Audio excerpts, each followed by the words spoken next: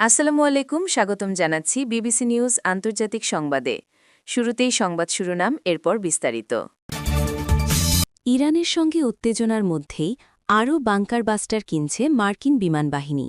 মার্কিন বিনিয়োগ ও উড়োজাহাজ কেনায় আগ্রহী ইরান। কূটনৈতিক আলোচনার মধ্যেই হরমুজ প্রণালীতে সামরিক মহড়া শুরু করল ইরান। ইউক্রেন যুদ্ধে নিহত উত্তর কোরিয়ার সেনাদের পরিবারকে বাড়ি দিলেন কিম জং উন। দর্শক, এতক্ষণ শুনছিলেন সংবাদ শিরোনাম। এখন বিস্তারিত। আপনি যদি ইসরায়েলের ধ্বংস চান এবং মুসলিমদের পাশে থাকেন, তাহলে ভিডিওতে লাইক করে চ্যানেলটি অবশ্যই সাবস্ক্রাইব করে দিবেন এবং আপনার মূল্যবান মতামত অবশ্যই কমেন্টে লিখে জানিয়ে দিবেন। এখন বিস্তারিত। ইরানের সঙ্গে উত্তেজনার মধ্যেই আরও বাংকার বাস্টার কিনছে মার্কিন বিমানবাহিনী। যুক্তরাষ্ট্র ও ইরানের মধ্যে তীব্র উত্তেজনা বিরাজ করছে। যুদ্ধ এড়াতে দফায় দফায় আলোচনায় বসছে উভয় পক্ষ। এরই মধ্যে আরও GBU-57 massive ordinance penetrator MOP bunker buster bomb কিনছে মার্কিন বিমানবাহিনী। এমনকি খুব দ্রুত এই সমরাস্ত্র পেতে চায় সশস্ত্র বাহিনীর সদস্যরা। বিধ্বংসী এই ক্ষেপণাস্ত্রের মজুদ পুনরায় পূর্ণ করতে মার্কিন সমরাস্ত্র ও বিমান প্রস্তুতকারী প্রতিষ্ঠান বোয়িংকে অর্ডার বা কার্যাদেশও দেওয়া হয়েছে। এর জন্য ইতোমধ্যে একটি চুক্তিও সই হয়েছে। এর আগে গত জুনে অপারেশন মিডনাইট হ্যামারের সময় ইরানের পারমাণবিক স্থাপনাগুলোতে 1 ডজনেরও বেশি বাংকার বাস্টার বোমা নিক্ষেপ করেছিল যুক্তরাষ্ট্র। গত সপ্তাহে অনলাইনে পোস্ট করা একটি নোটিশ অনুযায়ী মার্কিন বিমানবাহিনী জানিয়েছে যে তারা বোয়িংকে এই অর্ডার দিচ্ছে কারণ অপারেশন মিডনাইট হ্যামারে শেষ হয়ে যাওয়া GBU-57 এর মজুদ কমে গেছে। পুনরায় তা পূর্ণ করার জন্য এই সংগ্রহ ও রক্ষণাবেক্ষণ কার্যক্রম অত্যন্ত জরুরি। বোয়িং হল একমাত্র কোম্পানি যারা GBU-57 MOP তৈরি করে। এই বিশেষায়িত সমরাস্ত্রটির জন্য কেন পেন্টাগন কোনো উন্মুক্ত প্রতিযোগিতামূলক দরপত্র আহ্বান করেনি তা ব্যাখ্যা করতেই এই নোটিশ দেওয়া হয়েছে। নথিতে বলা হয়েছে এই প্রতিরক্ষা জায়ান্ট 18 বছর ধরে এক অনন্য অভিজ্ঞতা অর্জন করেছে, যার মাধ্যমে তারা এই বিশেষায়িত অস্ত্রটিকে পরিবর্তিত মিশনের প্রয়োজন অনুযায়ী খাপ খাইয়ে নিয়েছে, যা MOPকে প্রাথমিক ধারণা থেকে পূর্ণ সক্ষমতায় পৌঁছে দিয়েছে। এতে আরও উল্লেখ করা হয়েছে যে অন্য কোনো কোম্পানিকে এই যুক্তি দিলে তা অগ্রহণযোগ্য বিলম্বের কারণ হতো। মার্কিন বিনিয়োগ ও উড়োজাহাজ কেনায় আগ্রহী ইরান। ইরান যুক্তরাষ্ট্রের সঙ্গে এমন একটি পারমাণবিক চুক্তি করতে চায় যা দুই পক্ষের জন্য অর্থনৈতিকভাবে লাভজনক হবে। রোববার এক ইরানি কূটনীতিক এই তথ্য জানিয়েছেন। আগামী কয়েকদিনের মধ্যে তেহরান ও ওয়াশিংটনের মধ্যে দ্বিতীয় দফা আলোচনা অনুষ্ঠিত হওয়ার কথা। রয়টার্সের খবরে বলা হয়েছে, এ মাসের শুরুতে দীর্ঘদিনের বিরোধের সমাধানে আবার ইরান ও যুক্তরাষ্ট্র আলোচনা শুরু করেছে।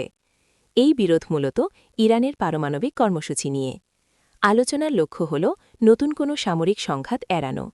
মার্কিন কর্মকর্তারা জানিয়েছেন, আলোচনা ব্যর্থ হলে ওয়াশিংটন দীর্ঘমেয়াদী সামরিক প্রস্তুতি নিচ্ছে এবং ইতিমধ্যেই অঞ্চলে দ্বিতীয় একটি বিমানবাহী রণতরী পাঠানো হয়েছে।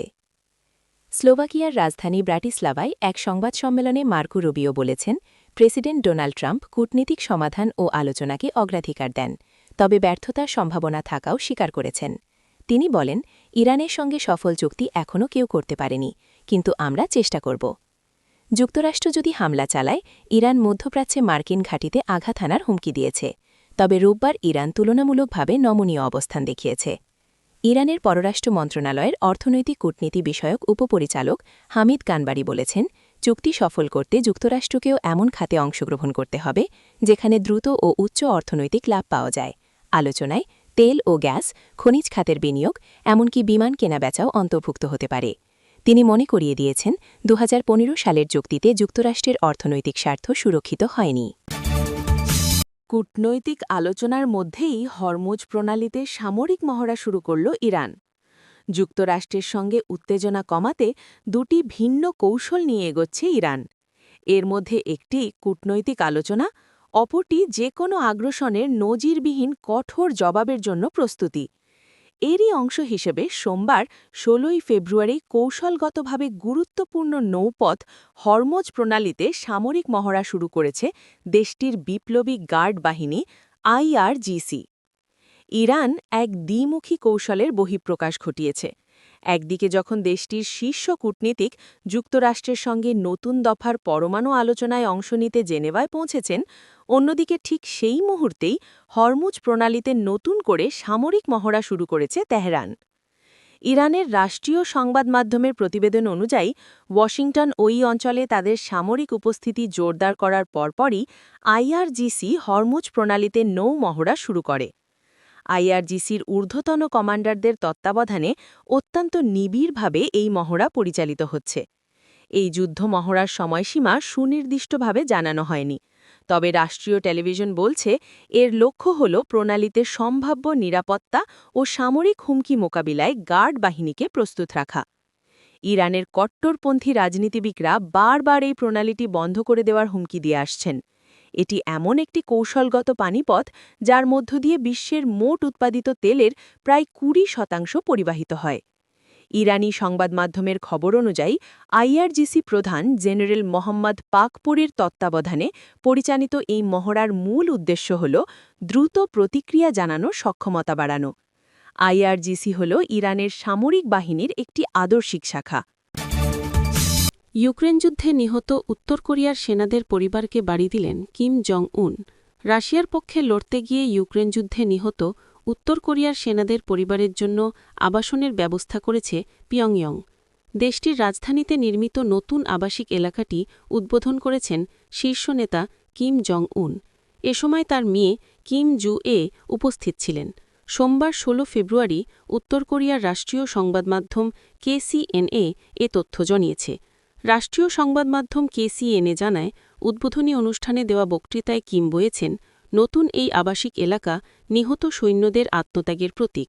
তিনি আরও জানান, এসব বাড়ি নির্মাণের লক্ষ্য হল শোকাহত পরিবারগুলো যেন তাদের সন্তান ও স্বামীদের নিয়ে গর্ব করতে পারে এবং সম্মানের সঙ্গে স্বাভাবিক জীবনযাপন করতে পারে।